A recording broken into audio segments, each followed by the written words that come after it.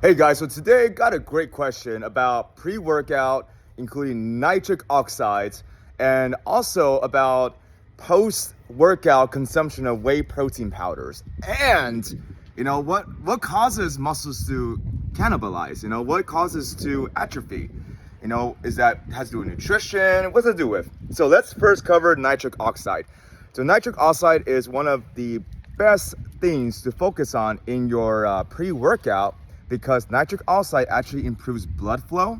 So what it does is that it widens the blood cells in our bodies, and when our blood cells get widened, it's able to be delivered into our muscles, right, with the oxygen and everything else, more efficiently. So that means that if you're lifting weights, right, and you're lifting, weights for 10 reps, 12 reps, 20 reps, well, what's going to happen is that you're going to get a better blood flow because now you got more blood flow going into your muscles. You're going to get a better pump, right? You might also feel a little stronger.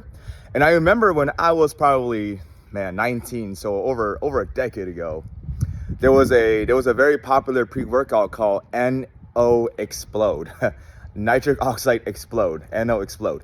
And they were probably one of the very first to really focus on nitric oxide in their pre-workouts and putting L-citrulline and arginine into their pre-workout. And these are two amino acids that actually help boost nitric oxide production in our bodies.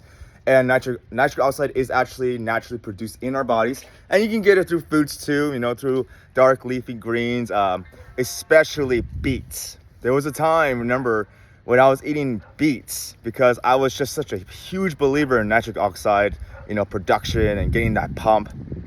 And I still believe in it, but not as much as before, because nitric oxide, yes, it does help, but the most important thing is having a proper workout regimen and routine, right? Proper exercise, proper programming. Nothing's gonna beat those. Well, except steroids. Steroids will beat those because you could kind of train however you want with steroids, and as long as you're training hard, you'll see very good results. Anyways, so nitric oxide is one of those things that you want to see in your pre-workout, okay? And now in 2023, a lot of pre-workouts already include L-citrulline, arginine. If you go and look at most pre-workouts, you're gonna find those ingredients because now it's kind of a standard, right? Along with caffeine, for example, right? You're gonna see that a lot. So nitric oxide, thumbs up from me. It's something you do want to focus on. You want better pumps in your workout. But on top of that, I'm going to add in, more important than nitric oxide, it's going to be, of course, creatine. Creatine monohydrate is still going to be the number one supplement you do want to get in to your body on a daily basis. Daily basis is the most important thing. It doesn't have to be pre-workout, doesn't have to be after workout, just daily basis, because creatine monohydrate is the thing that's going to really make more of an impact on your workouts, your muscle growth, your cognitive boosting, brain health. There's so many things that creatine monohydrate will help you with. It's not just muscles. They're actually finding now that creatine monohydrate, also helps with things like diabetes. I know, and also with things about Alzheimer's, right? Memory health. It's very cool. Very cool studies in case you want to go Google that. Anyways, next, whey protein after workout. So this right here, this is another thing that will make an impact if you are someone that is not eating enough protein. So let's say that you only get in 50, 60 grams of protein a day and you weigh 120, 130, 140, 150 pounds. Then yes, it is ideal that you do get in that whey protein shake right after your workout, because you want to shuttle it into your muscles, shuttle it in, right? That is very important. And if you are someone that is counting their protein and let's say you're getting close to 1 gram of protein per lean body mass you have. So for example, if you're 160 pounds and you have 140 pounds of lean tissue on you, then you want to hit for 140 grams of protein. Now, if you're someone like that, then it is not as important in getting a whey protein powder in right after your workout, because no matter what, on a daily basis, you're still getting enough protein. Now, can it make a difference? Yeah, maybe, it can help you gain, let's say in someone's first year of training, they can gain 15 pounds of muscle. Well, if they were to, and if they were to add in that protein shake right after their workout, maybe they'll gain 15.1, 15.2, 15.3 pounds of muscle. But the thing is that it's not the end all be all. As long as you're counting your protein every day, you're getting enough grams per day, that's the most important thing, okay?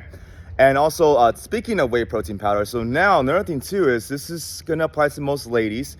Whey protein powder is great, it is one of the best. However, not a lot of people can digest it. So if you feel bloated, if you feel gassy from whey protein, then you're already gonna know that's not the best thing for you. And I actually do recommend that you go get it from, like actual whole food protein sources, or even a vegan protein shake. Because most people can digest vegan protein shakes a lot better.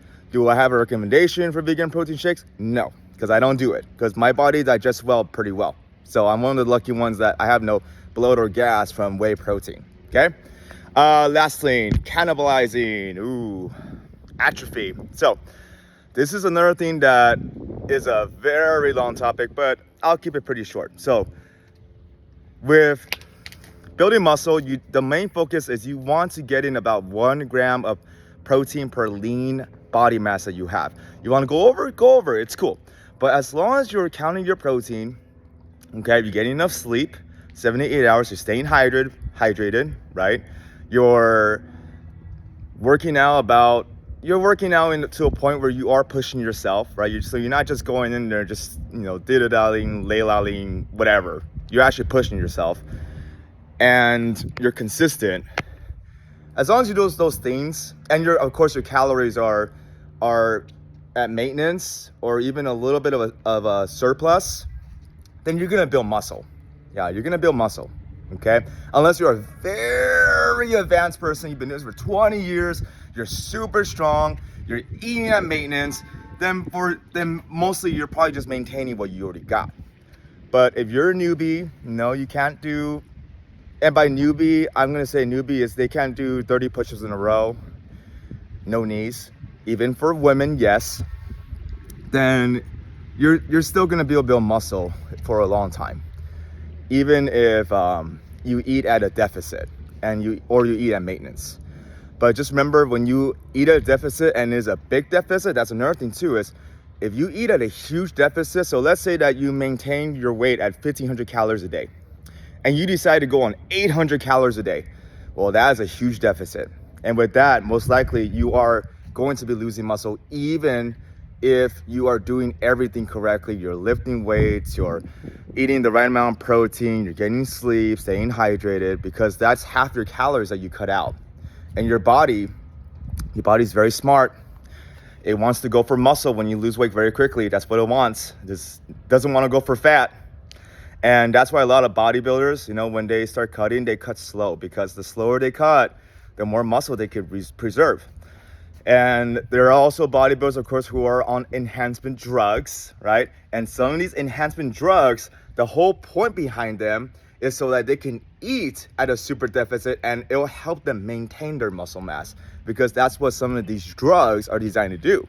They're designed to help them preserve muscle while they crash diet and lose weight. But still, even them, they're still trying to do things the smart way and go a little slower. But as a natural athlete, if you drop 30 pounds in 5 weeks for a show, you're losing muscle, okay? Because the smartest bodybuilders, they drop weight slowly. Like, I'm talking maybe 20 pounds in 16 weeks, 20 pounds in 4 months.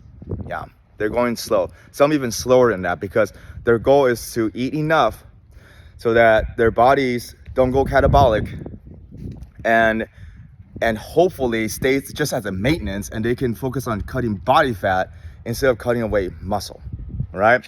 So that covers the question about nitric oxide for pre-workout. It's good. Whey protein after you work out. Well, like I said, if you're getting enough protein every day, you don't need to worry too much about actually getting a whey protein powder and getting it right after your workout. And make sure you digest it well. And number 3, about the cannibalizing state of muscles. Well, that is a very long topic, and I just kept it very short, right? So if you got questions, I love to answer them, love to teach. So put some questions down below, I'll do my best to get to them. Anyways, talk later, guys. See ya.